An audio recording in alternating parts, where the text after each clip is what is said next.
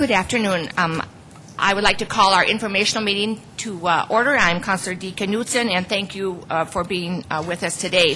The first item on our agenda, as usual, is our City Council staff report from Deborah Owen, please. Thank you, and good afternoon, Sioux Falls City Council. Are these microphones on? No. Can you hear anything? No? Maybe they're on. Oh, they are on now. Thank you very much. Good afternoon, Sioux Falls City Council. Just a couple of things to remind you. I think there's an ad hoc committee after the informational today on travel, and then the council was sent some information concerning the survey that the city will be working on in. Okay. Well, we're having a little difficulty, but we do have the printouts at your desk, and there's also some printouts here on the side. So we'll just go ahead and roll through it. I know today will be a long meeting. This is a committee update from last week. We had worked as a group to look at the NCS questionnaire. It was emailed to the council last Friday for your perusal and for your input. So today we're looking for your input regarding the 3 policy questions and the open-ended question. Again, this is a customized survey. Along with the email that was sent to the council about those questions, there also was an extended worksheet booklet that you had, just to kind of give you a real brief summary of how that works. We went through a community characteristic, which could be found on page 2 of that document, and those are actually items that we had filled out as a committee, which would make our city unique and special to its residents. Things such as recreational opportunities, job opportunities, access to affordable quality housing, access to affordable quality child care, and the like. You have a copy of that. In addition, there's a problem-solving section on page 3 of that worksheet packet, and those included things that would perhaps be problematic to our city, such as crime, drugs, too much growth, noise, graffiti, and things of that nature. In addition, on page 4, you'll find the frequency of community participation, and that would include how many times citizens or their household members are active in various activities in our jurisdiction, such as our public library services, our recreation centers, our recreation program and activities, and neighborhood parks, buses, and the like. And then finally, there was on page 5 of that worksheet, there is a service selection sheet where the city, the committee worked through a number of items that we would love to have feedback from the citizens, including police services, fire services, ambulance, crime prevention, traffic enforcement, garbage collection, recycling, and many more there for you to look at. Primarily why we're discussing this today has to do with the policy questions. There are 3 and 1 open-ended question. And we need to have those policy questions and that open-ended question turned back to Boulder this Friday. So there's a working timeline. The initial survey worksheets are due this Friday, and then once the NCS receives those worksheets, they'll work on them, and then we'll get our finalized copy back about December 26th, and then the survey will be finalized and returned about January 3rd. So this isn't your end date to have some feedback to it, but it is certainly an important one. Policy question number 1, if we keep with the PowerPoint that I have before you. The first question would be, how safe do you feel in Sioux Falls? Policy question number 2 would be, how would you assess the way the city is managing growth in Sioux Falls? Policy question number 3 concerns the Coliseum Event Center. It states, a new Coliseum Event Center for football, concerts, and other events is proposed to replace Howard Woods Stadium at that site. It is assumed that a donor will fund up to 50% of this, and the city would pay for the remainder. To what extent would you support or oppose this proposal? And then finally, the last question, which would be an open-ended question where citizens would actually write in their answers, would be, as proposed by the committee, what is the primary reason you live in Sioux Falls? In addition to the information in that folder for you, I've also given you the goals and priorities for 2007 from the City Council as a reminder if you want to have feedback with those policy questions. Thank you. Thank you, Deborah. Any questions or comments by the team here? Okay, we will just continue with our agenda, which you have in front of you. And at this point, the mayor, would you go ahead with whatever reports you have for us today? I just asked Chief Hill if he could just come to the podium and just give us a brief update on the fire we had today over on Indiana Avenue. Okay. Thank you. Welcome. Good afternoon. I just came from a fire that we're having on North Indiana. Actually, the fire's down to reduced to some hot spots now, but the mayor and Councilor Knutson were there earlier. We had a structure fire, a house fire that was well involved by the time we got there. There was fire in the basement, in the main floor, and in the attic. We had one firefighter who sustained minor injuries, some burns to his neck and to his ears, but no other injuries at this time. It is dangerous out there, of course, when it's slippery and at this temperature. But the one firefighter is doing well. I think by now he should have been released from the hospital. The building was in such bad shape that we're going to try to take it down before dark. One of the exterior walls actually fell down on the main floor. It's a two-story structure, but the second story was still all there, including the wall above it. So it's unsafe. We can't really put an inspector in there to investigate it at this time, and we can't allow the residents to go in to recover any personal belongings, but it's pretty well destroyed anyway. We'll try to take care of it yet today. Hopefully we'll be able to before dark or shortly thereafter. When I arrived on scene, the incident commander said, it's been a while since we've had anything like this in Sioux Falls, and I said, well, thanks. But the house is pretty well destroyed. Any questions?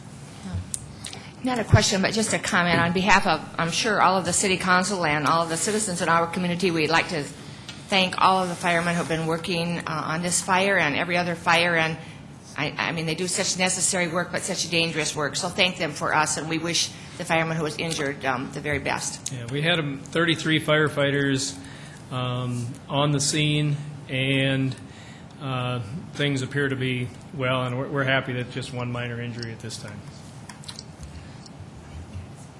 Don, what kind of response time did we have on that fire? I will be able to get that for you, but I don't have it now. The fire came in about 1:30 today. It was in Central Fire Station's territory from 9th and Minnesota, and it's at 312 North Indiana was where the fire was. I'm sure the response time was good, but I can get you that information. Thanks. Then could we'd ask Kelby and Brad if they would give us an overview on the Coliseum Event Center, if they do that. Okay, thank you, Mayor. Welcome, Mr. Kravenhoff. Okay. It's a pleasure to be with the council again. I don't know if we have enough of these. Is this just the one? We aren't able to go above, I guess. Okay. I'm going to do this solo without any show and tell. I'm Kelby Kravenhoff, and I guess today representing a group of people who about 6 to 8 weeks ago had the opportunity to visit with potential donors about the, just hit me if you get it there,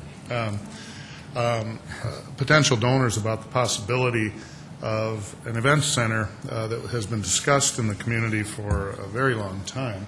After those discussions, we let it sit for a little while to see if test the seriousness of the potential donor and or donors, and the intent remained high. So I spoke with Dana Dykehouse, and in our positions as leaders in Forward Sioux Falls and the Sioux Falls Development Foundation, felt a certain obligation or responsibility to bring that forward, and had many discussions. What I'll do is go through, especially without the aid of some overheads or visuals, probably go shorter and let questions drive this.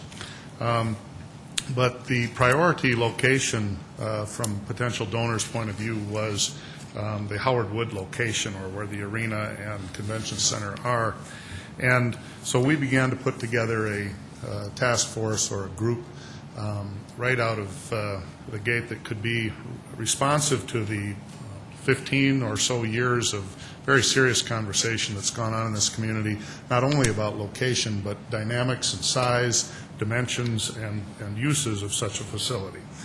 And so we started to take advantage of the long bit of homework that had been done by all of those entities for well over a decade, and found that enough discourse and conversation had occurred in the community that people were very much aware of a lot of the technical issues and a lot of the sort of infrastructure issues, costs, and relative comparisons, that we were able to put people around the table and around the issue fairly quickly.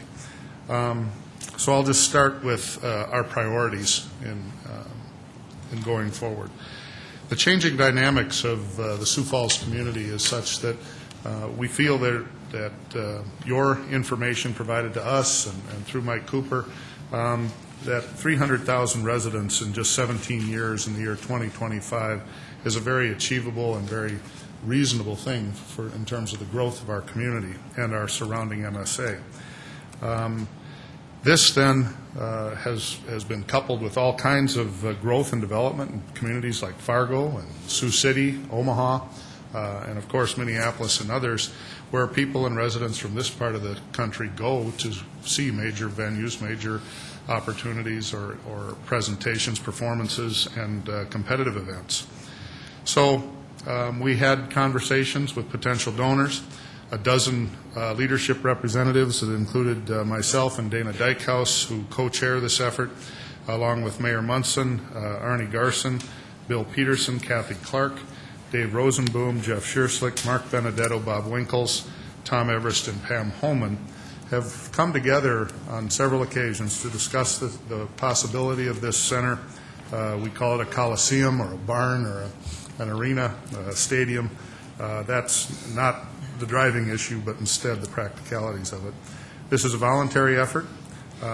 Its primary function is to develop updated facility, uses, marketing, financial feasibility, taxing potentials, and economic development information that will ultimately lead back here. Our communication report has been such that we've met with the South Dakota High School Activities Association, Sioux Falls school officials, consultants from the same entity that provided the feasibility study the last time, CSL, Ellerby Beckett Architects, who have designed the facility in Grand Forks as well as down in Omaha at the Quest Center, Richard Benda from the State Department of Tourism and Economic Development, Senate Majority Leader Dave Knutson, to talk about potential state involvement. The Fargo Dome has been more than supportive of our efforts and involved in supplying us with information that has been very, very helpful. SMG that we have met with in terms of the kind of contracting and possible resources that they could provide. The Howard Wood Relay Group, as well as Sioux Falls city officials in smaller groups. On the calendar remaining are organizations like mayors from the various cities in Brandon, Hartford, T, Harrisburg, and so on, and many, many other groups. So we've been spending a lot of time garnering information, relaying what we feel and what we know, so that we can bring back a very well-rounded presentation. Our vision is simple. We would like to promote the public-private partnership that this council has led us to thinking would be a very positive possible outcome for an event center like this. The theory of a no-debt dome, depending on a donor and depending on the financial plan that we might be able to put together, is very high profile for us and very much received well in the community that we've been able to talk to, simply meaning that if we are able to garner a donor that would bring in some 50% of the funding required, that there would be a financial plan through city contributions and or tax planning that might allow us to to overcome the financial challenge that this facility could present to us, such that the 3-year construction period that we would present or we would expect would involve also burning the mortgage when we cut the ribbon. We want to keep everyone interested, informed, and involved in the process, and that's taking us significantly away from our day jobs, but we feel that transparency and very much openness is going to create a lot of good ideas, but also a very unified community about this center or Coliseum, which is very critical to its future. In January, we'll have a Coliseum website so that comments and questions and concerns can flow through to that. We would like to avoid the cost as much as possible in creating a new Coliseum by doing 2 or 3 key things. One, the location is very important because parking and related infrastructure already exists. Things as simple or mundane possibly as a kitchen that is so often used to provide food service to one of these kinds of facilities already exists at the convention center. A Division I kitchen exists and would not have to be replicated if it was designed in the construct of a new Coliseum. That's one example. The other was the school board was about to spend $6 million of the school board's money in new renovations to Howard Wood. And additional to that then would have been contributions of some $5 million from the city corporate and private citizens to build a nice skybox or press box at the facility. That is the state of Howard Wood today. So $11 million at a minimum was going to be required to bring that just up to current standards. We felt that before those kind of monies are put into it, that we would all be served well to discuss the potential of a new Coliseum. The other thing is the field turf that is out there now that many of us put our shoulders to and got done. It was going to run out of its natural life here about the same time that our plans would see a new Coliseum built. So by about the time that a new Coliseum or a new facility would be built, the turf team or others in the community are going to probably have to get back together again and look at a new turf for Howard Wood Field. This would be a good time to again discuss the impacts of playing outdoor with one of those kind of fields or playing indoor as our Coliseum proposes. What we decided to do then was talk about the facility after some of these sort of basic financial issues were put on the table. And one of those things was how many seats and what kind of purposes would it have. If we replace Howard Wood, then we need a place for our high school football games, high school band, and other things could be done. Could they be done at USF and at Augustana? Certainly. But things that have become cultural to our community, like the President's Bowl, the Dakota Bowl, and other very, very large venues or presentations and performances like that, we'd have to be telling those people, half of them, to go home, because even the largest facility at Augustana's new stadium will only hold about half the people that currently come to those kinds of events.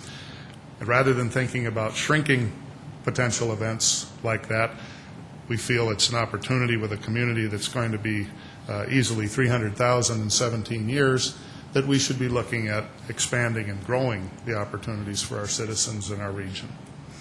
So a facility that had X number of seats really didn't think that was the way to go. Instead, what were the dimensions of a football field? How tight could we bring the seats close to it?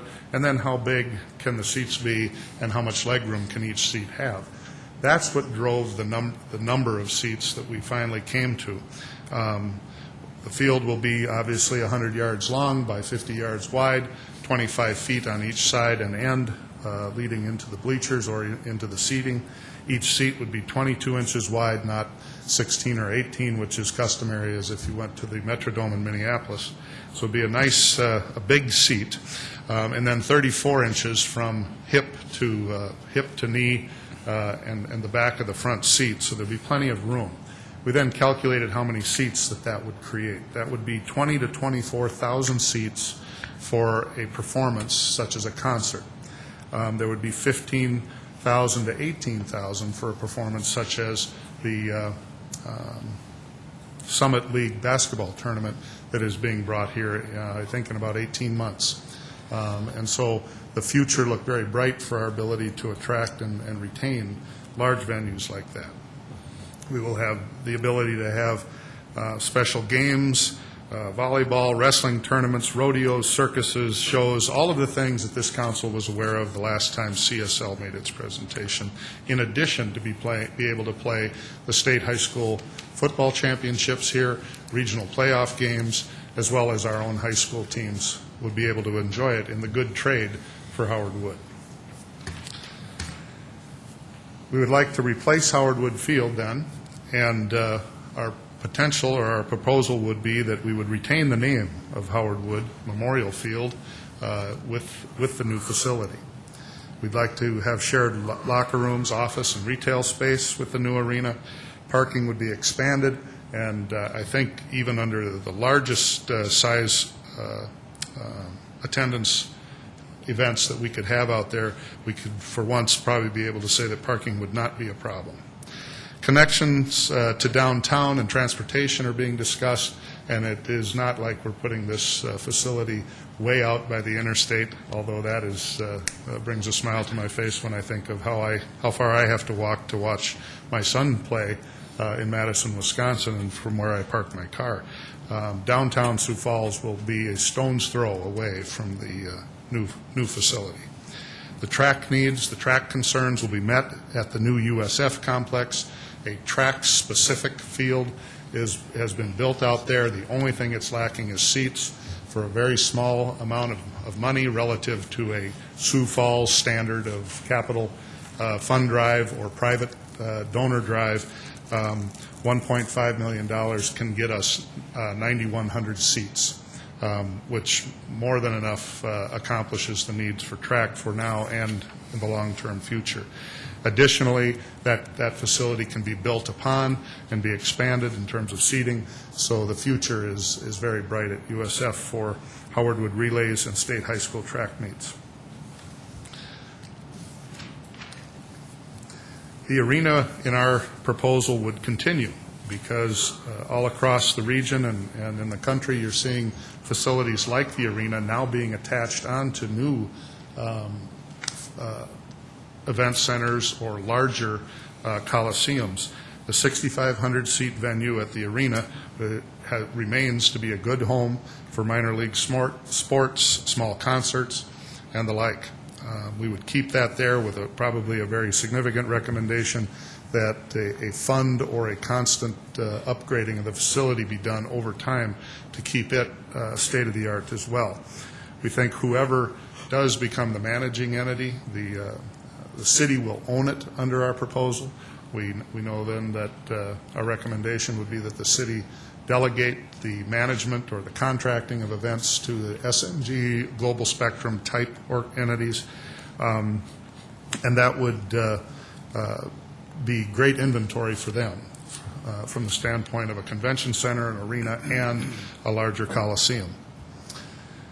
The recruitment of the Summit League by the Sports Authority, future tournaments and sporting events, as well as the hiring of new staff with great credentials and Mr. Sullivan, really, I think, provides an opportunity for the City Council to look to them for their resources and technical expertise in terms of delegated authority in managing such a complex and dealing with the SMGs and the global spectrums of the world.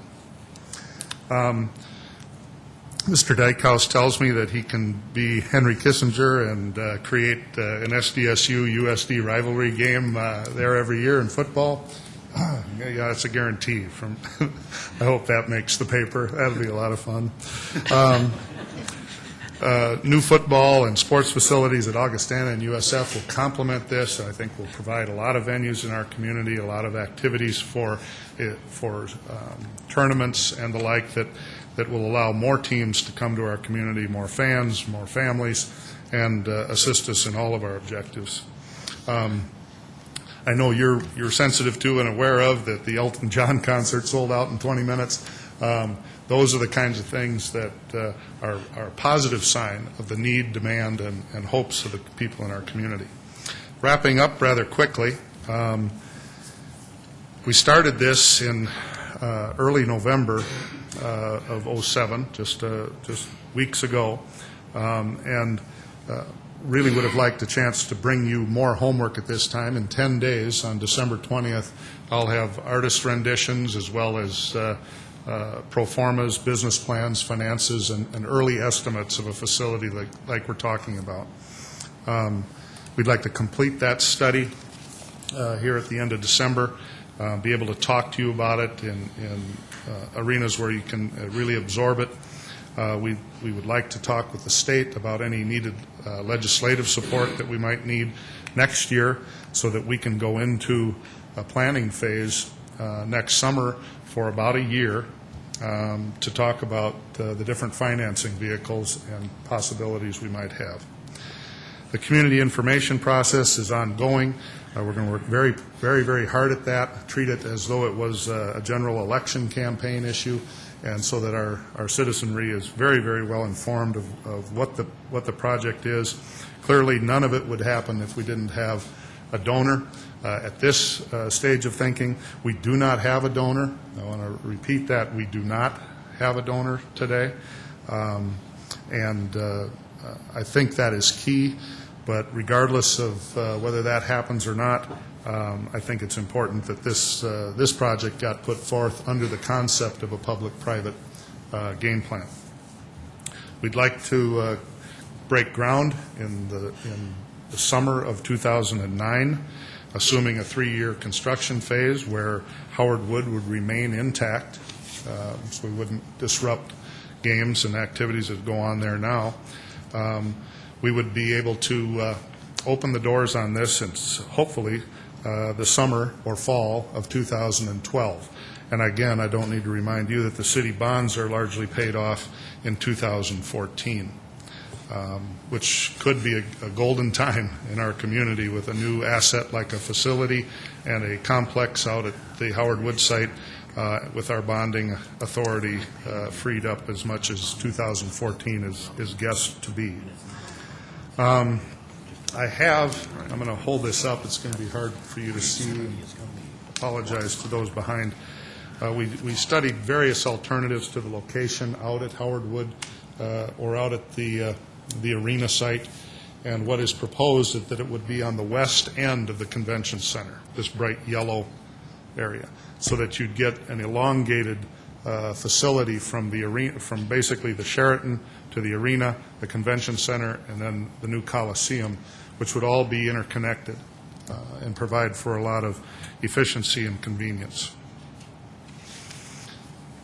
The Fargo Dome, for comparative purposes, is our example, and we really use that as our model. Same dimensions, same great fan experience. They passed a half penny for 15-year bond or sales tax, in Fargo. Every year that it has been opened since 1993, the facility has made money. To a low of $7,000 to a high of some $800,000 per year.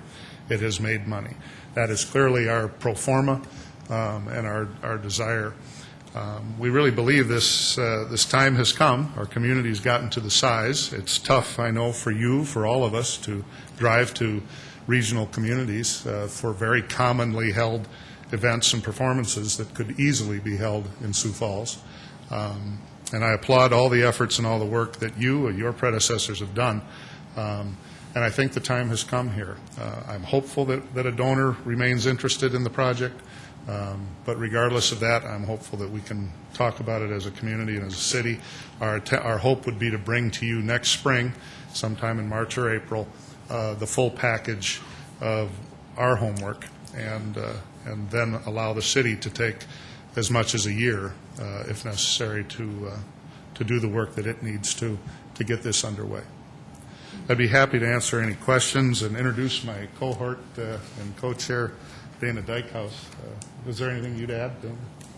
Would you like to stand, Dana? Okay, and your other guests, have them stand, please.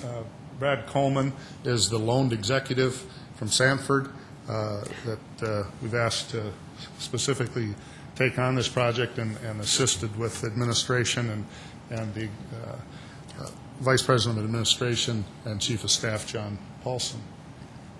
Okay, I think that's it.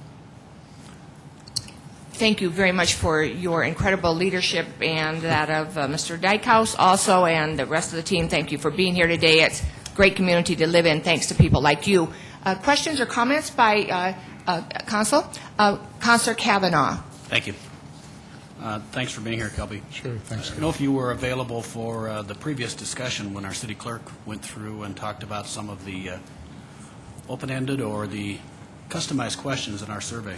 How do you feel about asking? Do you think we're ready to, if we did the survey in January, is your team going to be ready to hopefully work with us and maybe craft some of the words in the survey? Or I think so. is information available? I'm sorry. Yeah.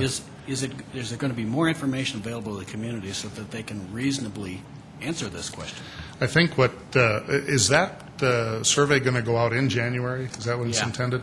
I was thinking about that on my way over here, actually. It might be beneficial, and I think it's good that it's just sort of coming from a grassroots effort here and lets the city sort of evaluate this as it evolves on the very front end here for a lot of reasons. And I'm wondering if now as we head into January, maybe the week before that goes out, that Dana and I could do a letter to the community and put something in the Argus Leader, as well as do something maybe even televised so that people do have a sense of exactly what is proposed. I thought the question was well put. I mean, when you only have a sentence to put a $100 million complex in a question, but long answer, yes. I think we'll be ready, and I'd appreciate knowing how the community feels at this point. And if I could just one more question. Yeah. It appears that once again we'll be at the, choose my words carefully here, we'll be requesting assistance from the state legislature in allowing us to provide some type of temporary taxation to finance this. And I like the concept of the fast-track financing and, having it paid for by the time we open it. But what are our chances, and, what do we need to do to reach out to the state legislature, and I suspect other communities in this state, because obviously I think they deserve that same opportunity. Thank you for bringing that up. We've had a real good series of dialogues with the governor's office, his representatives, and a few state legislators. And we know as a premise, sort of the context in which we bring this issue up, that this city, through a 1 penny sales tax, could raise $40 million in 1 year. If that is ballpark accurate, then we can do some assumptions. What would a half a penny do for 2 years? What would a half a penny do for 3 years during the construction period?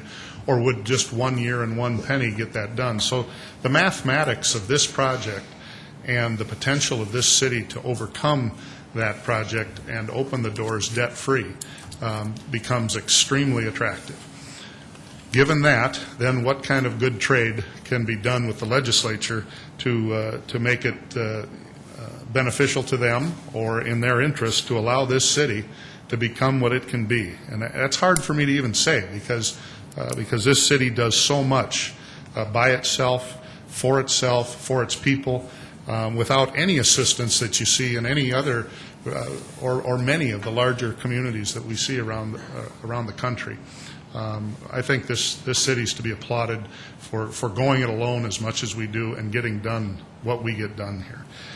But we would need enabling legislation, and we don't want to be an island to ourselves. In Sioux Falls would be my thoughts, that if Aberdeen and Yankton and Mitchell and Huron and Rapid City and Watertown and any other city that is capable of creating a public facility that could be used by the general public in its region wants to apply for the choice, for the opportunity to raise those kind of funds among its citizenry, that it would be able to have the flexibility to do that, would require enabling legislation from the state.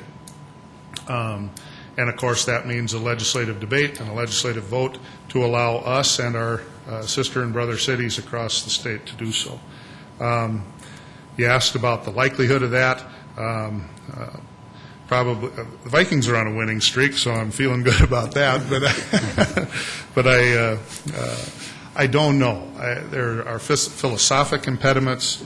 There are practical impediments, evidently, and I think the state wants to be able to provide assistance and support to communities through economic development that can't be done unto themselves, perhaps in smaller towns. So the Ready Fund and funds like that are possible places for us to demonstrate that we care about the state at large as well. I'd be hopeful. I think we could line up a lot of support, a lot of grassroots support. This would be a wonderful facility that everyone in the state would enjoy. I think we could make a case for that, but we got to make a case for the communities across the state to be able to enjoy such things as well. Thank you. Councilor Benega? Thank you. Kelby, could you remind us of the experience that the Fargo Domes had with the number of days that they've had activities and how we might compare to what we expect with the same kind of usage? Thank you. Yes, the Fargo Dome, again, was built in 1993, and the issue of having a main tenant is a very important thing. Most of the time that's thought of as the Timberwolves in the Target Center, the Vikings and the Twins at the Metrodome, and so on. Well, those teams and those kind of activities go on there all the time during the year, or many, many times. Many dates are filled. In Fargo, North Dakota State University is presumed to be the tenant, the major tenant.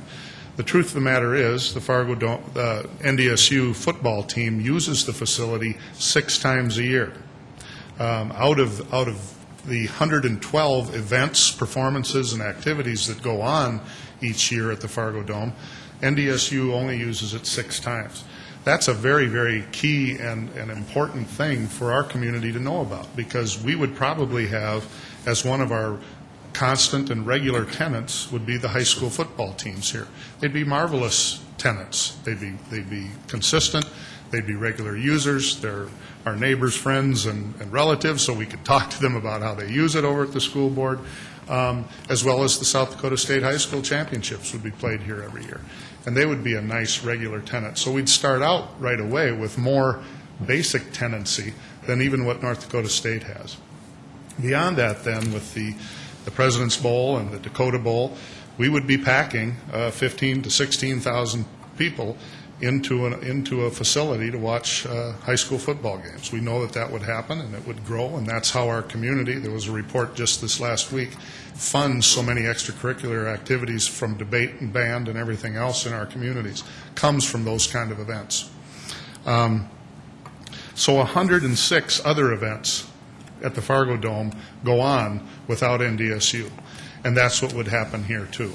In addition, we would have the arena, which has served us well for a long time and would be enhanced, but would also, without major modification, but would also then bring just that many more events and performances and activities to our community. So we take a page right out of the Fargo Dome, and what they do up there, and these routes that SMG or Global Spectrum have to bring in performers from across the country is really where the revenue production happens. Thank you. Councilor Stagers? Yes, Calby, another important aspect of this kind of facility is in regard to how it's going to continue to operate year after year. And I've heard you express the view that we don't want a subsidy for this at all, and I totally agree with you on that. I've been thinking about this for some time, but is there any way that we can give guarantees or assurances of no subsidy for this facility? Thank you, Councilman Staggers.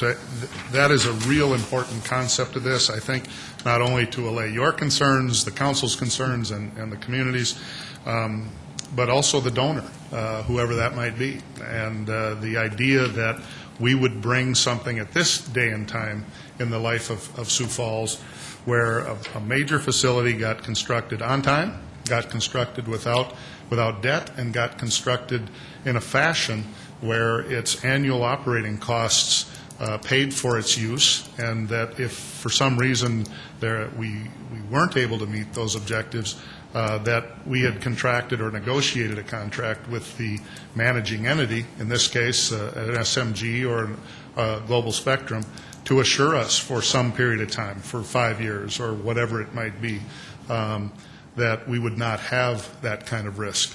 I think I would caution that, of course, whenever you take risk away from yourself, which is probably where the consciousness of our community is right now, we probably walk away from opportunity as well in terms of the upside that the facility could provide, as in Fargo's case, anything from a low of 7,000 to a high of 800,000. So we've got to be conscious of how that all balances together. But that's a very important question, and our committee is committed to bringing a proposal that does pay for itself annually, so there won't be a subsidy.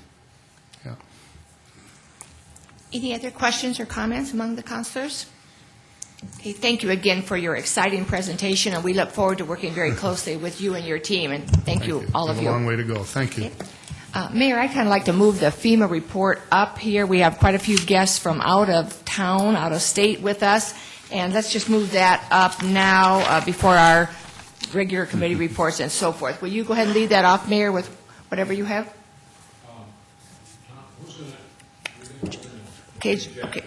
Okay, Jeffrey Schmidt, our Assistant Director of Planning, will kick off our FEMA report, and thank you, Jeffrey. Thank you. Mayor, City Council members, Jeffrey Schmidt from the City of Sioux Falls Planning Office. With me today I have a lot of representatives from FEMA that have traveled from Region 8 in Denver. This is a follow-up to the October 15th meeting that City Council has had with the joint Minnehaha County Commission. We had it at this hall back on October 15th. At that time, it was the first time that a lot of you have seen the preliminary maps. The preliminary firm map was presented to the mayor that day. Then at 5 o'clock, FEMA came and discussed that map with you as council members. And that evening at 7 o'clock, there was a public meeting held at Morningside Community Center. So at this point, it's been 30 days from that opportunity. The public has seen the information that we've had out on the website. We had that public meeting. We've had a lot of citizen walk-ins, a lot of citizen phone calls and comments, and I'm sure you've seen a lot of that information also.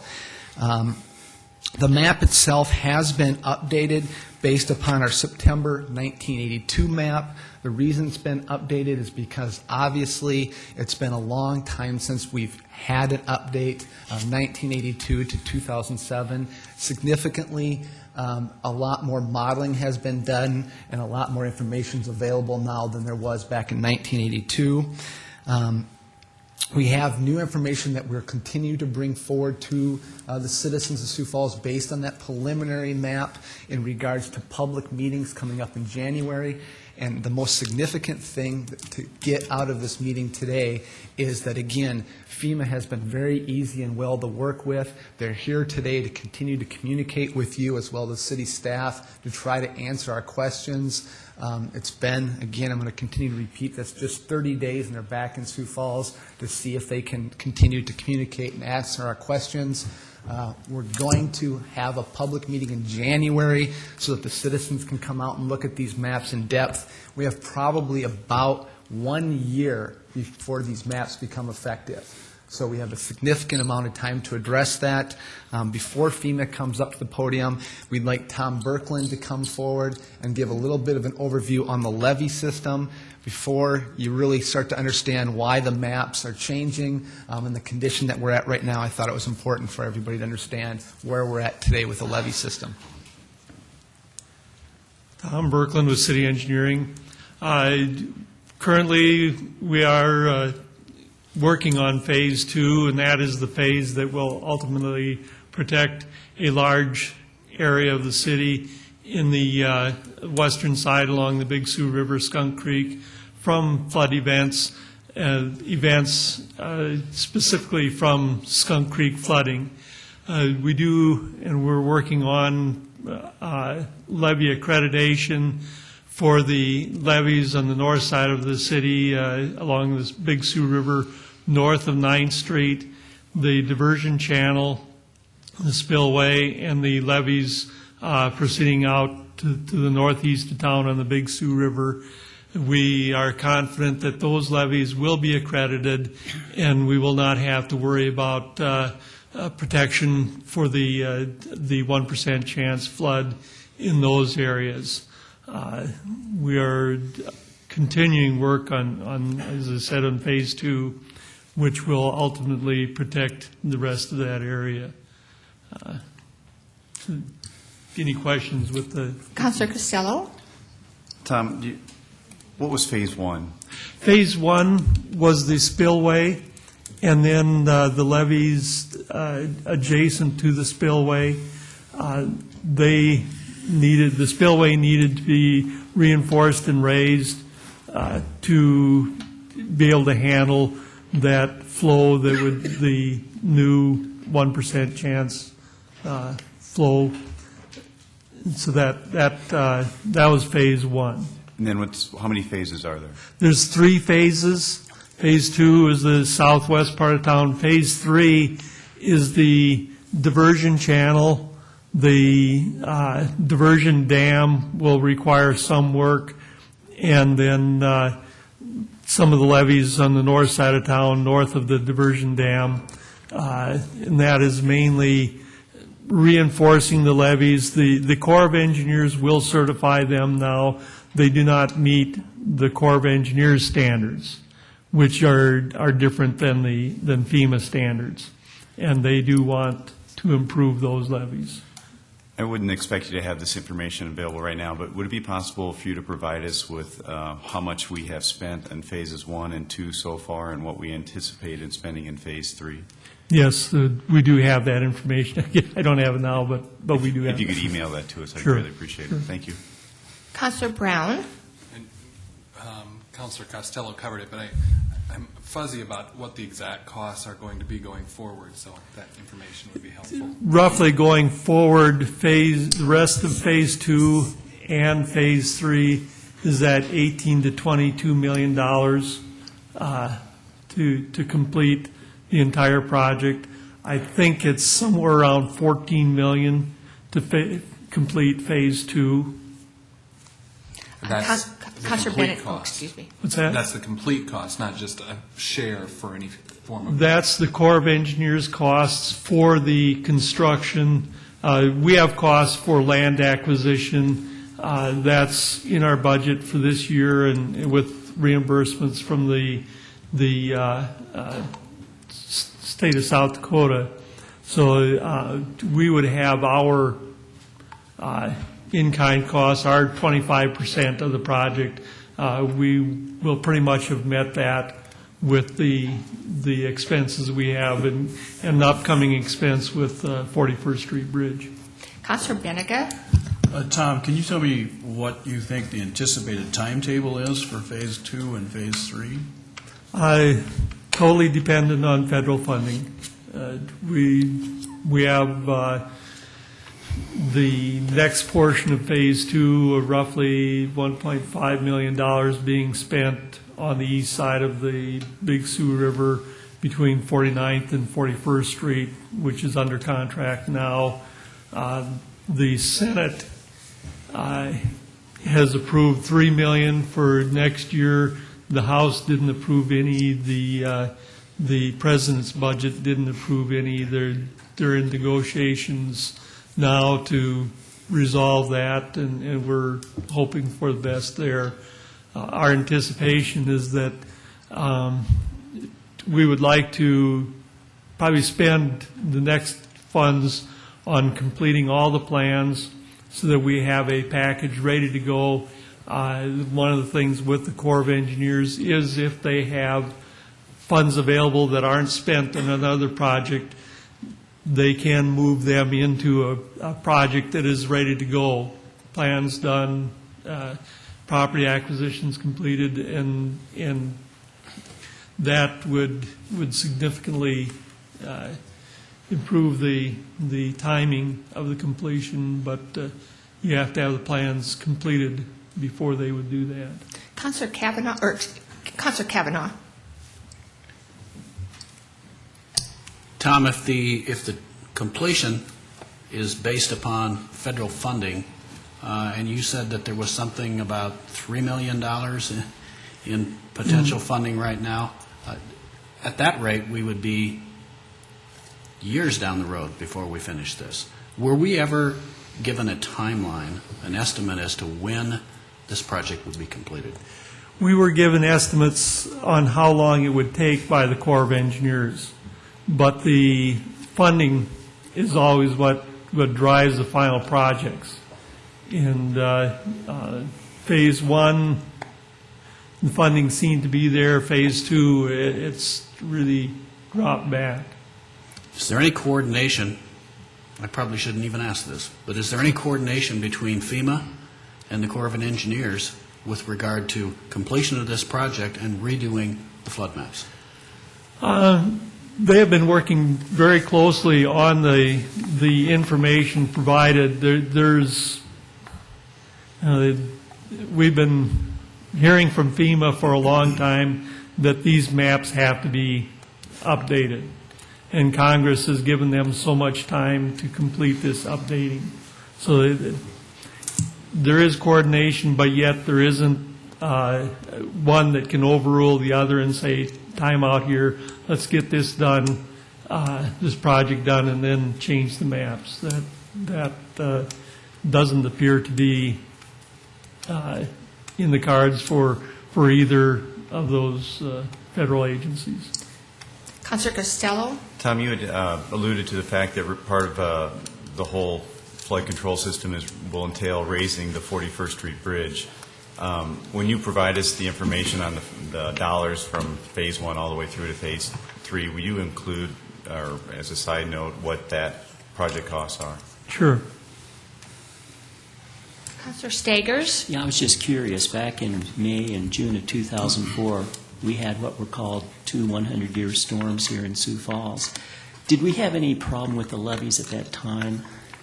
They were events, local events, very local events. And really, when you looked at the flow, Big Sioux River, Skunk Creek, there was some raise in flows, but they were not significant events on the basin.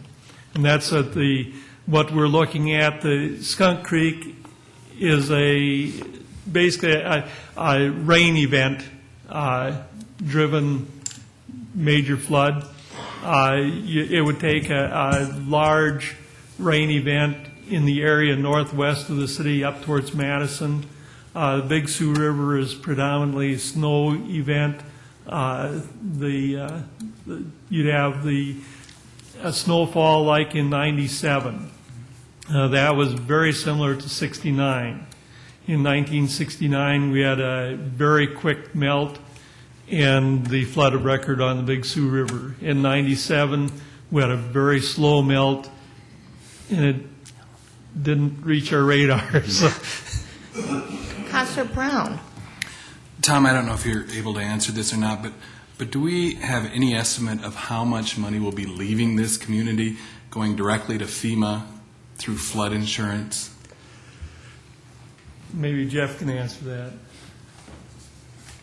The money leaving the community, it doesn't go to FEMA. What takes place here, and again, FEMA can come up and answer these questions specifically, but the National Flood Insurance Program is a federal program, but it's not necessarily a FEMA program. So when people pay into an insurance program, it's not a FEMA program. But do we have any estimates? I know there are about 1,600.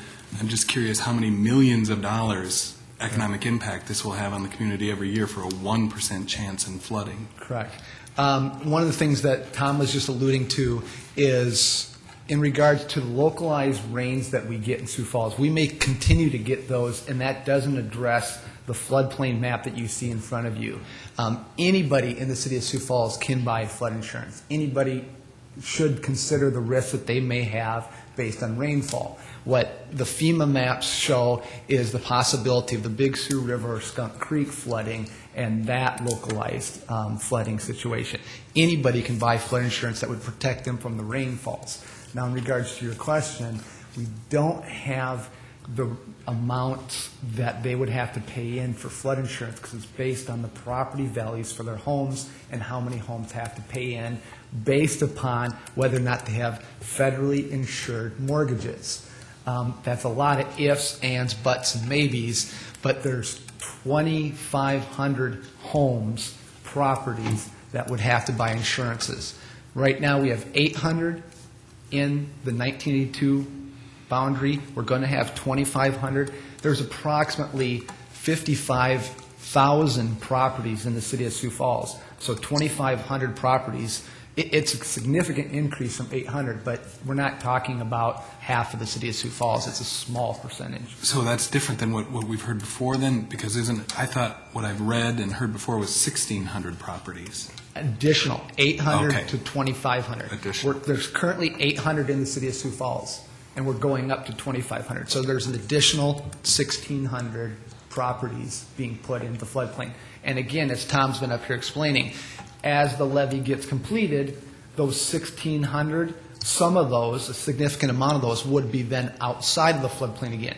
Not all of them. There may be, at that point, 1,000 properties may be in the floodplain. It won't be 2,500, but there's still going to be a significant amount. And if I could follow up again, there's also businesses that are in this area too that would be affected, so it's not just homes, right? Properties, Properties. correct. Okay. Offices, churches. Counselor Jameson. One of the frustrations that I think the council is feeling, and I know I've felt it for a long time, was this deficiency in the levee system was identified at least 15 years ago. And in that time frame, the city has tried to meet its obligation for the funding necessary by the land acquisition and so forth. We've allocated dollars through the years to do that. And the frustration is that there seems to be a gap between FEMA and the Corps of Engineers on the priorities of funding for these type of things across the country. They tell us that the requirements for flood insurance for all these new people who thought they were protected by the levees that were built in the 1960s, and the last time the airport flooded, I believe, was in 1967. The last time we had a major flood event was in 1967. In 1969, it almost went over the levees, if I remember correctly, down by the mall. I think it was 69, or was it one of those years?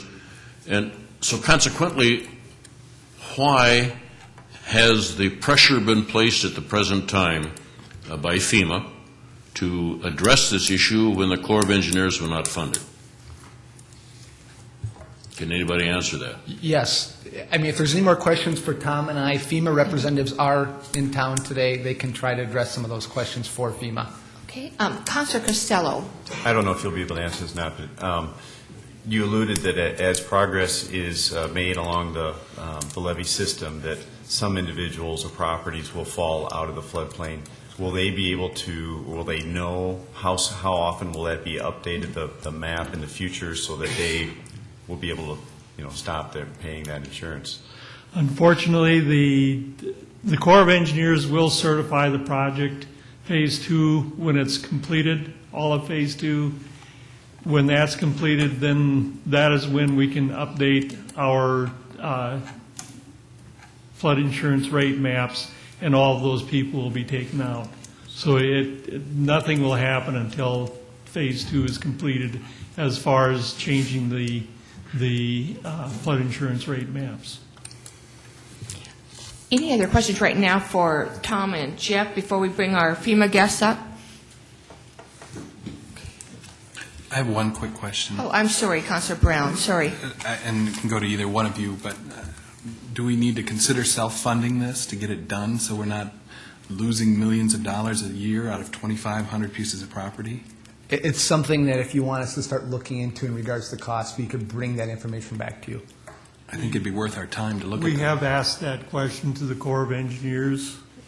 We do, I believe we do want the Corps of Engineers to complete the project, because it's, somebody has to certify it. They have the plans, and so they're investigating that at this time. Councilor Costello? Do we know, would we be able to be reimbursed for that? They're like us. We cannot commit to the future funds to the past projects. The Congress cannot commit future funds to a past project. So that's no. So that is. Councilor Brown? Tom, and it may be way too early for this, but what's your best estimate on if we were to self-fund it, how quickly we could get these projects done? Phase 2 is probably about a 2-year project. If we had the plans out for bid, take bids from when it's awarded to when it's completed would be about 2 years. And then Phase 3? Phase 3, that area, the levees can be certified now, so what we're looking at is Phase 2 as far as the flood insurance rate maps. Phase 3 is something that the Corps thinks has to be done to reinforce those levees, but it doesn't have to be done to meet FEMA standards.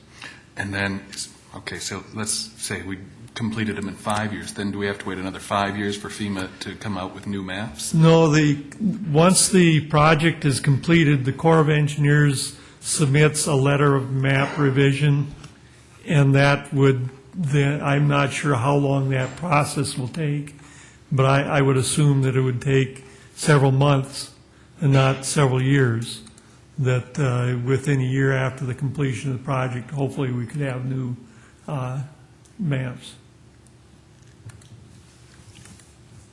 Okay, thank you both, and will you go ahead and introduce, Jeffrey, the FEMA folks that are here? I would like to have Shandy Telshik come up this time from FEMA and start to answer or give a little presentation.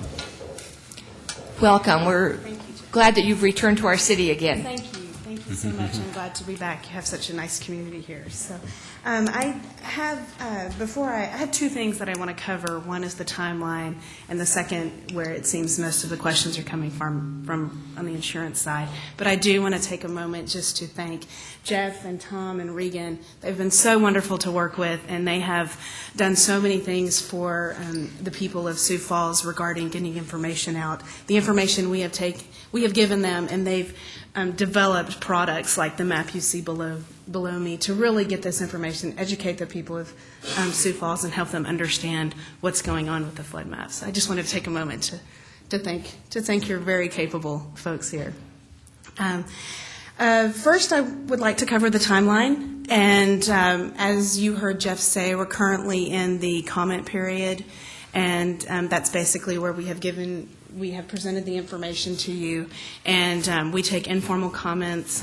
For instance, some of those are that we may have gotten some of the street names a little bit wrong on the map or things like that, and Jeff has forwarded that information to us, so we can go ahead and start getting those things revised so that we can present the map correctly. Next, in January, we want to hold neighborhood meetings at the suggestion of your city staff to really get the word out, really offer hands-on, face-to-face outreach to the people who are affected by the new flood information so that they can get answers to the questions that they individually have for their situations. So we're looking forward to coming back in January. So you'll see our faces again. In next month. And then after those, we move into what is called a BFE publication. That's where the changes in the base flood elevations are actually published in the newspaper. So you may hear some questions about what is this I saw in the newspaper about new flood elevations. That's what that is. That's our actual public, that's how we actually inform the public that the numbers on the map corresponding to the 1% annual chance flood, those elevations have changed and the locations of those changes. That kicks off our official 90-day appeal period. The appeal period is where scientific and technical data can be submitted that refutes the information that we have on our map. We believe it's sound information. We've worked with a lot of different organizations, the city, the Corps, to get this information on the map. But if anyone has information that they think is that is different than this, that they feel refutes what we have or is more updated, then we're totally willing to take a look at that and check it out and see if it meets our guidelines and specs and if it does indeed refute the information we presented. And then at the conclusion of that appeal period, our contractors will take any information and they move into finalizing the map, where we go into basically the map gets published, printed, and distributed to the Mayor Munson will get a copy, as will the city, and various other parties will get copies of those maps. At the same time that finalization is going on, that's when our state specialist for South Dakota from Denver will work with the city here to update the floodplain management ordinance. And that is, the ordinance is what you will actually adopt along with the map panels saying, yes, we will use this new map to move forward in our floodplain management. And then after, and that ordinance adoption, that has to occur by the effective date. And you heard Jeff refer to the effective date as the earliest being October 2008. We believe it'll be a couple of months after that, actually. So there is time to get the information out and to really process it, to know how it affects each person individually. So, are there any questions on the timeline? Councilor Brown. A couple of questions. First of all, in the appeals process, what percentage of the time are people successful in getting their appeal changed, getting their properties changed so they're not in the floodplain? Actually, we encourage, if people have information that may refute our map, we encourage them to get it to us as soon as possible, like even in the comment period. It works a lot better that way if we can not do it directly in the appeal period. It just gives us more time to get those changes incorporated into the map, and it does save some dollars as far as printing panels and the costs that are associated with. But how often are people successful? How often? And I have been with FEMA about a little over a year now, and we've had 2 attempts at an appeal, and I say attempt by just we've had people bring up information. One of them has been successfully dealt with, and it actually wasn't an appeal. It was not scientific or technical data. It was more of I would say a base mapping type thing. When I say base map, like a corporate limits question and how that property was particularly affected. And then the other we actually have right now, and we haven't received the information yet. So property owners, who do they need to hire to go through that appeals process? Well, it would be if a property owner wanted to hire it would have to be like a certified consulting firm to perform a study. And Mr. Burke? Oh, sure, yes. Tom. We are putting together a list of consultants who can help the citizens to determine if they qualify for a letter of map revision, letter of map amendment, letter of map revision based on fill, whichever. We will have that available to people, and then would be available to help the citizens determine if they need to hire somebody to help them out with that. I would guess that if they qualify to be taken out of the floodplain, most of those do get approved. But you have to, under technical data, be determined to be out of the floodplain. And then, are there programs available for those people who may not be able to afford the extra insurance on top of their mortgages?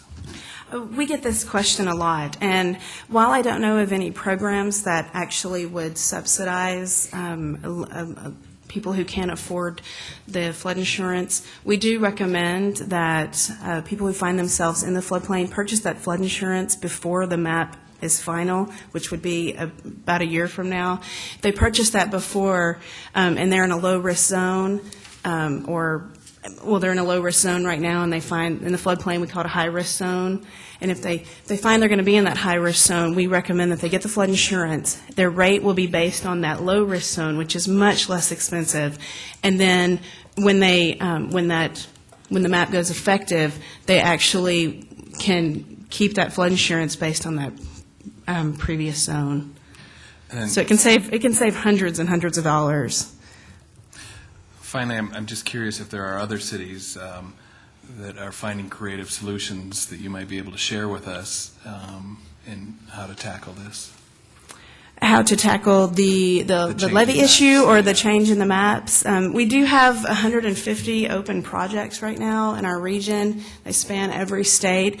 And at least one project in each state is a levy issue. And I'm going to ask our regional hydraulic engineer to see if she knows of any situations or creative solutions, as you named it.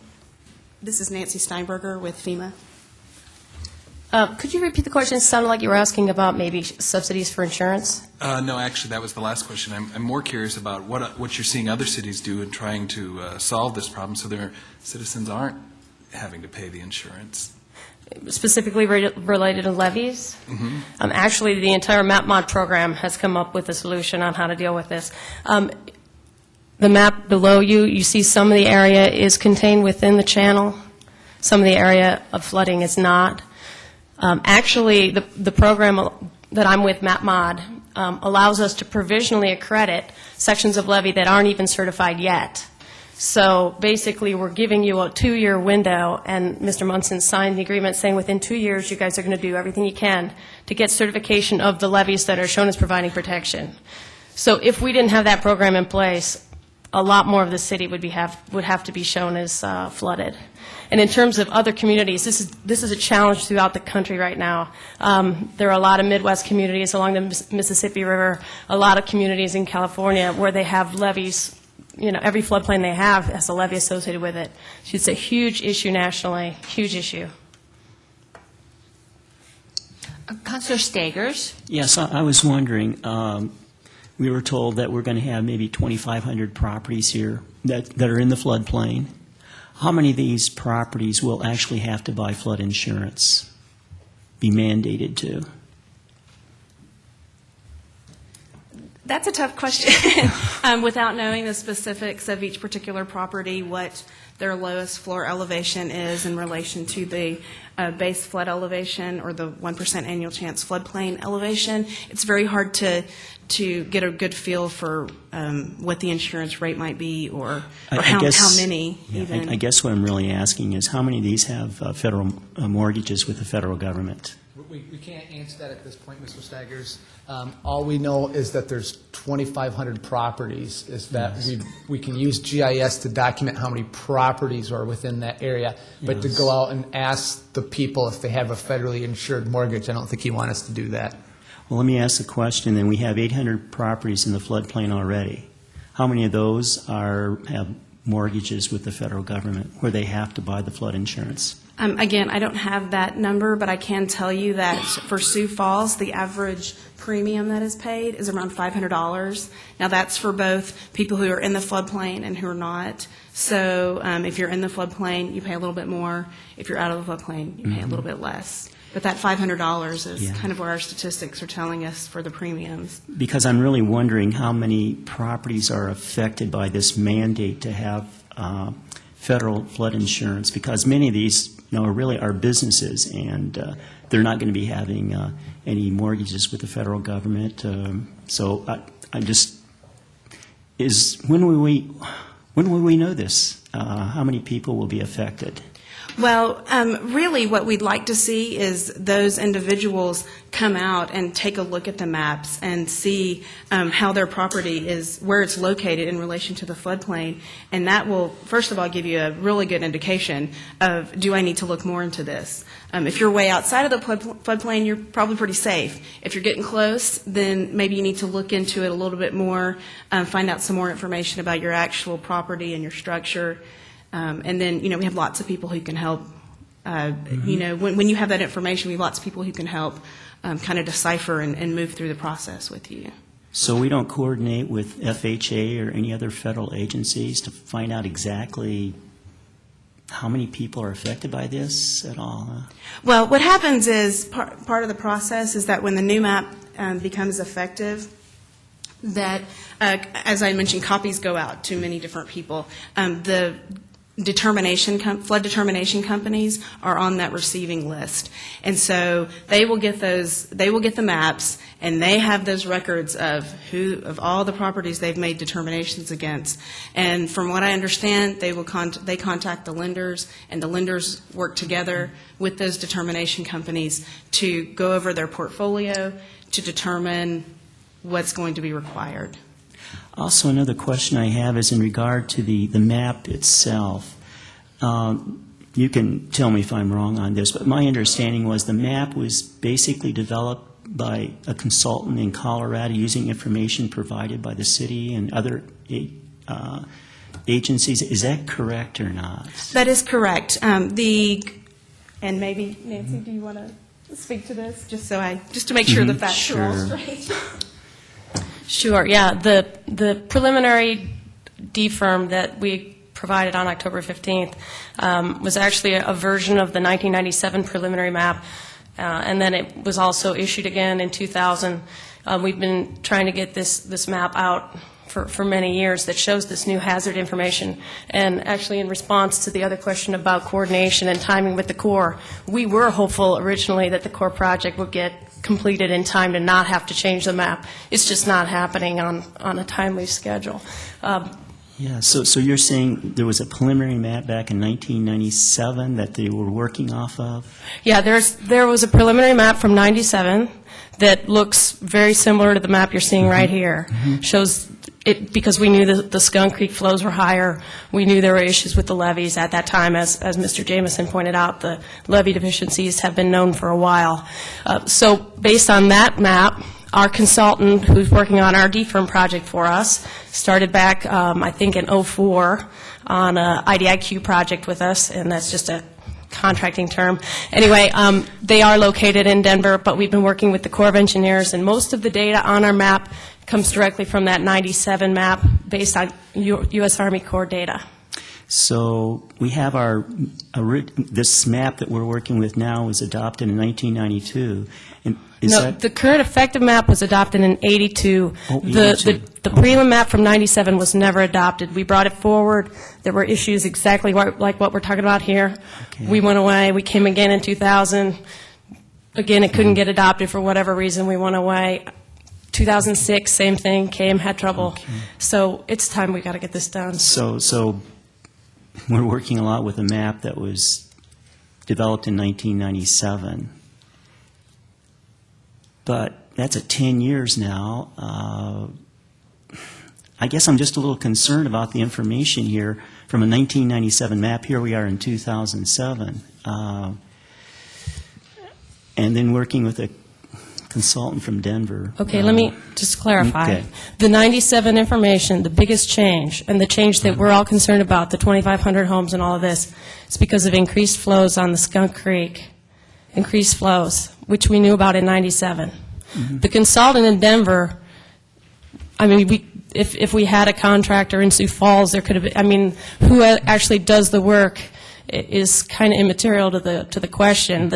The information that we've got is from the U.S. Army Corps of Engineers, Omaha, who's doing the design and all the work on the levee. And we take their information and we put it on the digital rate map. And there were 3 other smaller studies that were done as updates. And we actually have the contractor from Denver that is here if you want more information on the 3 smaller studies. But the biggest issue related to the map was the increased flows on Skunk Creek, which makes those levees not certifiable. And that information hasn't changed in 10 years. We've known that same information for 10 years. Yeah, I guess if this is such a problem that we've let 10 years go by, I mean, I guess I'm just kind of surprised. If Skunk Creek is really a problem and our levees are not adequate for Skunk Creek, and here we are 10 years later, talking about this being a kind of a crisis situation. I'm just, why weren't we talking about this in 1997? I have the maps with me, stamped 97. I'm glad to share them with you. The reason that we're here is because of the map mod program. We had a presidential initiative to modernize all our maps, make all of our maps digital. so that they're like every other GIS product out there. And Sioux Falls was our highest priority in the state of South Dakota, so we began the project, like I mentioned, in 2004 to get a digital map for Sioux Falls. We can't make a digital map of the 82 map because we know it's incorrect because we have better information. So that's why it's coming out now, and that's why it has to get done now. Okay, because of the need of a digital map. It's part of the President's initiative for map modernization. And then just one other question. We were told now today that we have to adopt an ordinance. We have to do that. The city council does. What if we don't do it? I'm sorry, can you repeat that? That we have to, the federal government is saying we have to adopt an ordinance now in regard to this? You have an ordinance right now. Yes. So basically, you update that ordinance to reflect that you recognize this new information, and for the most part, and these folks can help me here, what I understand is that your ordinance is in the correct format and things like that, so it's kind of a matter of changing what map you're referring to. So what if we disagree with the numbers? And if we do not participate, if we do not adopt an ordinance to protect our community, then we do not receive coverage through the National Flood Insurance Program, so that anybody that wants flood insurance, we would not receive coverage in the city of Sioux Falls. It's very similar to the fire department having specific coverage through fire protection. If you're not a supporter of the group, you do not get coverage for your community. Okay. Councilor Benega. The question I have is in reference to, in all your engineering studies and not being here for 25 years, putting it off 10 years, in the formula, does anybody take a look at the likelihood of this ever happening? We do all the time. But part of this map modernization program is to move these maps forward. And one of the big justifications for Congress funding map modernization across the United States was the age of these maps. And, cities can't do their jobs and mitigate risk and develop to avoid these risks without having updated information. And so that's part of the reason, too, is, a big goal of FEMA is to identify the risk. The risk has changed. It's our job to inform the public so that they can do the things that they need to do to protect themselves, to protect their home, to protect their lives. The very things that they work so hard for, it's our job to identify those risks so they can take those steps. Councilor Kavanaugh. So the risks have been identified, the plans have been engineered. We've essentially, from what I've been told by our city staff, paid for our portion of this. How do you, when you would talk to these citizens in January, how do you explain to them that because the federal government hasn't funded this appropriately, they're on the hook for this additional insurance? That's a good question. And again, as part of FEMA, we identify risk. We don't really have any way to fund levee projects that's through a different federal agency. And so it is tough. It's very hard. These are hard questions to answer. And I'm sorry I don't have a very good answer for you right now. Just to jump in real quick, the Corps of Engineers is planning to go to those January meetings with us. So if there are some questions that are kind of an overlap situation, FEMA is showing us this risk. Corps of Engineers, you're supposed to be helping to mitigate this risk. When's it going to happen? Hopefully that'll help with the public outreach. Councilor Costello. Well, I think she just clarified a point for me. What I'm trying to get here is the dynamics between FEMA and the Corps, and from what I guess to summarize is that you're here to tell us what our risks are and apparently have been trying to do so for many years, whereas the Corps' responsibility is to help us fix that. That's a good summary. Councilor Jameson. A question. Federal funded or federal backed mortgages can require flood insurance. How about conventional mortgages? Can they also impose flood insurance requirements upon their people who have mortgages with them? There are some conventional mortgages that they're kind of in a weird, I don't want to say weird, but they're kind of in a different place than maybe some of the other types of loans. So it would be best to talk with your lender to find out what exactly they are going to require. Okay, and then just a point I keep asking, it's magical that that map doesn't go into Lincoln County. There is a Lincoln County map that is out and has been adopted. Do we have any, we have a date or? The Lincoln County map of this past year? I mean, of this year? 2007? Basically, the quick answer to that, Mr. Jameson, is there's 3 maps, and this is the City of Sioux Falls' map. There's 2 separate county maps, but the City of Sioux Falls maps show the city all in one jurisdiction.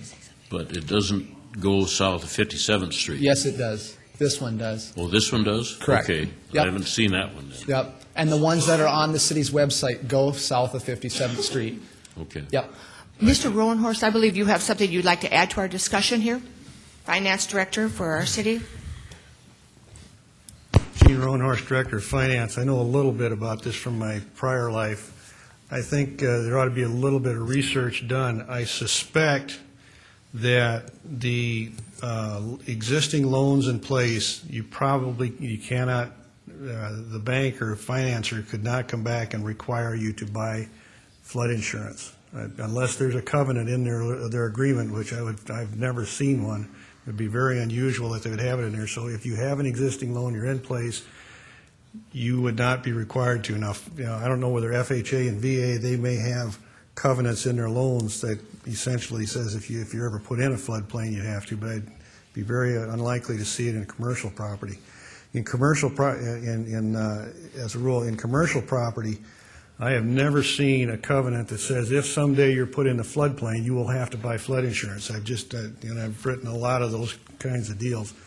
So I'd recommend that a little research be done to figure out how many people are really going to be impacted by this, because they may not be forced to. They're going to be in a floodplain, and but their risk hasn't changed.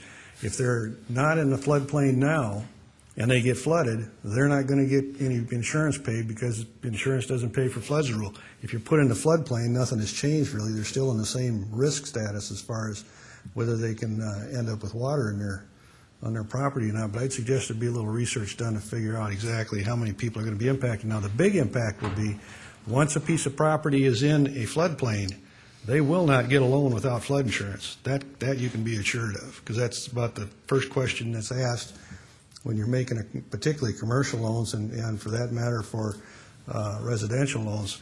Are you in a floodplain? And the first thing they'll do is the financer will go and check the flood maps to see if you are in the floodplain. So you will not get any new loans. So that would be the real clankers. You're going to sell your property. And you're in a floodplain. You will have to buy flood insurance, or you will not get it financed. Councilor Jameson. Along with that, when Ben-Hur Ford had water in their showroom floor many years ago, that same water would cover most of the mall area out there. That's, I think, a tremendous impact to what those folks would have to pay for flood insurance, because they fall within that map. But aren't they already in the floodplains? A lot of these properties, you're in the flood. They're in the new floodplain. I don't think they were designated before that happened. I don't know that, but. Thank you, Jean. And FEMA, would you go ahead and FEMA representatives? I'm not a very good debater, but I would have to disagree with what this gentleman has said. It's been our experience that when a property is put in the floodplain and they have a federally backed mortgage, insurance becomes a requirement. That's been our experience. Perhaps there's something, some special circumstance with a particular lender or whatnot. Again, I'm not a lender, I'm not a banker, I'm not a financial officer, so I do recommend additional research into individual situations. Thank you. Would you have any other concluding remarks for us or any of the rest of your team today? And I'll check to see if the councilors have any other questions. Have anything else? Just that, again, we'll be back in January for our neighborhood meetings to really give the people of Sioux Falls that one-on-one, face-to-face attention. So thank you again for having us. And you'll bring your core friends? That's the plan. Thank you very much, all of you, and we wish you a safe trip back home to Colorado. And again, those community meetings have been set for January 23rd and January January 24th, and our community will be hearing more details about those meetings in the very near future. Yes, go ahead. I had one more thought before I sat down. Again, this gentleman here mentioned something about a new loan. If you sell your home, it becomes, again, that insurance requirement is looked at. I do want to say, when I had mentioned earlier, if a person buys flood insurance before the new map is effective and they get their premium based on a lower rate, that will continue with, that's attached to the structure, basically, so it continues on to the new buyer. Thank you very much. All right, we'll go ahead and run through our weekly committee reports and so forth. We'll start with the Audit Committee. Councilor Kavanaugh. Right? Fiscal Committee, Councilor Costello. No report. Okay, Land Use Committee, Councilor Jamieson. Just, we had a meeting at 3 o'clock that discussed the home occupation ordinance, and consensus was no change in the ordinance is needed. Okay, thank you, Councilor Jamieson. Public Services Committee, Councilor Brown. No report. Right? City Council open discussion is, I guess, our last item on our agenda today. Councilor Jamieson? One of the things that has been troubling me for some time, and I hate to mention Bob Litz, but I have to because that's what it revolves around. I think the issue was grossly mishandled in the way it was handled. If I read the ordinance correctly, there's no provision for an advisory opinion except as requested by a council member.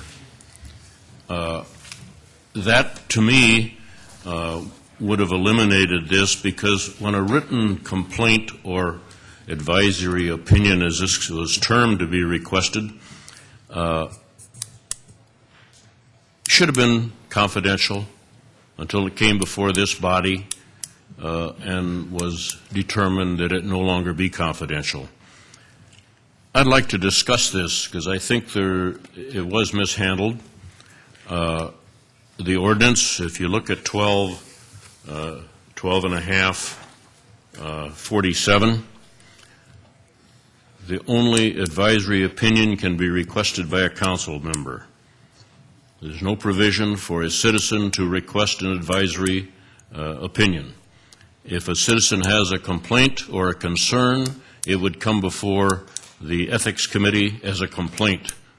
Once handled as a complaint, would follow the complaint procedures, which are then written in there that those are confidential until such time as this body wishes to release them. And that's where I think maybe there was a fallout in the way it was handled, because that should have been handled as a complaint and not as an advisory opinion.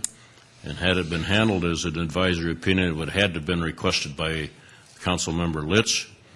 And if it's going to be from anyone else, it has to be handled as a complaint. It would remain confidential. And I think that's something that this council needs to understand, that when we wrote those ordinance on the Ethics Committee, it was meant to be at the protection of everybody concerned, whether it's a council member, an employee, or whoever, that until such time as there were grounds for any action to be taken, it was not to be released to the public. And I just want to bring that up because I think if we don't correct this type of thing, we'll destroy the provisions of the Ethics Committee and their role in maintaining a watchdog for the City of Sioux Falls for ethical practice. Thank you, Councilor Jamieson. Would there be any other items for a discussion today during our open discussion? Councilor Kavanaugh? Well, I don't know if there's any additional items, but I certainly think Bob has indicated we need to discuss this. If we're not going to do it today, when are we going to discuss it? No, I'm sorry, Councilor Kavanaugh. It's fine to discuss it today. Go ahead, please. Well, I'm not sure where we go from here, but if Bob is correct, we need to have some conversation about this. Well, I'm sorry, I wasn't trying to stifle a discussion, so whoever wants to. Councilor Brown, would you like to take it from here? Councilor Jamieson, do you have any suggestions? Maybe should it be assigned to a committee? I don't know how to react to it today, but I think it is worth discussion and study. And I don't know how really to correct it. I don't think there needs to be any correction. We just need to follow the rules that are in place, and that to me is where it fell apart. How do we correct the course? Pardon? How do we correct that course? Well, I would ask the city attorney for some advice in this area. Their office is the one, I believe, that accepted it as an advisory opinion. So, Pat? Yeah, I would like the city attorneys to weigh in on whether or not he agrees with what Councilor Jameson has brought up, and then I'd like to know who released the information, or who didn't. If what Councilor Jameson is correct, then whoever released it ought to answer why they released it. If I might. Yes, of course. City Attorney Gary Colwell. As you know, I am not the attorney that works with the Ethics Board. I assign that to others in the office because of my close representation and work with the council and the mayor. I would like the opportunity to prepare a response to the issue that's raised. I'm not sure that I can address it fully and fairly at this point in time, and if that would be all right with the council, we'll bring it back at any time you wish with a specific response as to the way it was handled. As soon as you and your office have a response prepared for us, will you please bring it back to us? Absolutely. Right? Councilor Kavanaugh, or Councilor Costello, do you want to finish up Quickly, first? Gary, realistic, what would be the time frame on that? You tell me when you want it. A week, 2 weeks? What do you, I mean, whatever's reasonable for you. I assume that we're willing to discuss your angle on this as soon as it's ready. Again, since we're, our next meeting is next week, obviously, December 17th, and then we do not have an informational on Christmas Eve day. I will make every effort to have a response in place by the 17th. Okay. Because I think certainly the questions need to be answered to your satisfaction. Okay, thank you, because yes, we do not have another meeting, this year, as you well know, calendar year. Councilor Kavanaugh, I believe you were in there next? Well, I don't know what you intend to provide the council in terms of a response, but certainly I would suggest a couple things. A review of what happened, your analysis of whether or not it was properly done, and if so, if it was improperly handled, what you or the council needs to do to ensure that it doesn't happen again.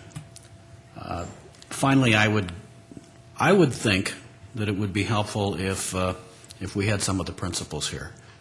You just indicated that you are not the lead attorney. I understand that.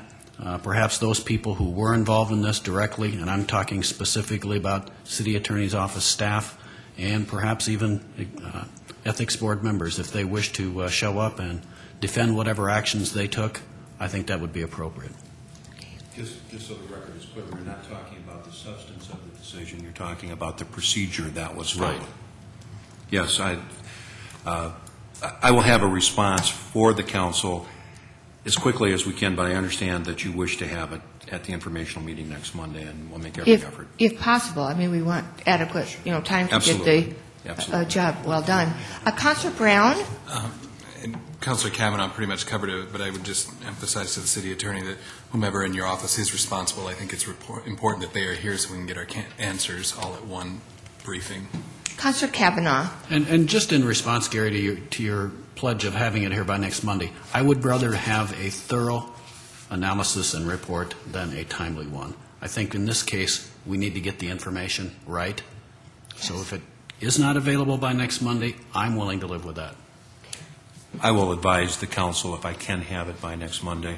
I want you also to have full, fair, and accurate information about what happened and the ordinances that were followed. And I understand Councilor Jameson's statement about the ordinances, but we need to hear from the attorney also who interpreted them, and that we will do. Any other comments on this particular topic for today? Councilor Litz. I'd be glad to change the subject here. There's another thing that came to my mind here recently, and a while back we had a vote about more funding for police officers in the city of Sioux Falls. And it wound up the way it did, but one of the things that was supposed to come out of it was we were going to form a task force or a committee or something of the sort to look at funding this for the next time the budget cycle came around. And I think, especially in lieu of the things, some of the efforts that are maybe looming in performance management and assessment of police, firemen, that type of thing, maybe the time is now. And I would like to see that committee that we talked about having be formed so we can discuss some of the probabilities or possibilities for funding police. And, okay, Councilor Kavanaugh? Just in response, I'm quite familiar with what took place during that discussion. The task force that was referenced to by Councilor Liss was in fact part of the mayor's veto message. The mayor indicated that he would be forming a task force to review appropriate public safety funding levels. That was in, what, September? I think we had better ask the administration, ask the mayor specifically, when that task force is going to be formed, because I don't want to see another budget cycle take place before we try to resolve this. Okay, Councilor Brown. I would just make the point that we have the structure in place to look at that. We have the Public Services Committee, which it fits perfectly under that, an assignment for that committee. Okay, it's fine. Let's go ahead and have the Public Services Committee look at that. And again, I think it fits nicely with the Performance Measurement Committee also. And again, we have Councilor Brown, Councilors Benega, and Councilors Costello on that Performance Measurement Committee. Okay. Councilor Jameson? Well, I agree with Kevin. I think the onus is on the mayor's back for the task force. That's what he indicated in his veto message, and I believe that would be most appropriate, that he justify that through a task force for whatever. Just as a point of information, I think, was it the 13th? There's a program going to be conducted, maybe Deborah can advise you on that, but I think I've signed up to go to it. Deborah? Hello. I did receive notice from the ICMA, and I think I sent that out to you, as now I have a membership for the council. But there is an audio seminar that's available on the 13th at noon. It's about an hour and a half. There's been interest in maybe 3 members of the council attending at this point in time. It would really discuss, from a city manager viewpoint, but how you base your policy decisions on certain information that you would hire your police and your fire. And so there was interest amongst council members. I think, like I said, it was Jameson, Kermit, and perhaps another, perhaps Litz, who had talked about attending that. But that is simply an audio conference. It wouldn't be any discussion. Councilor Costello? Deborah, I'll jump in on that. But I would like to know if Gary Caldwell or Mike Cooper or anybody else from the administration knows that there's been any talk on this task force. The mayor and the chief of staff were here earlier, but apparently left. Are you aware of any activity on that? I am not, but I would not wish to speak for the mayor either.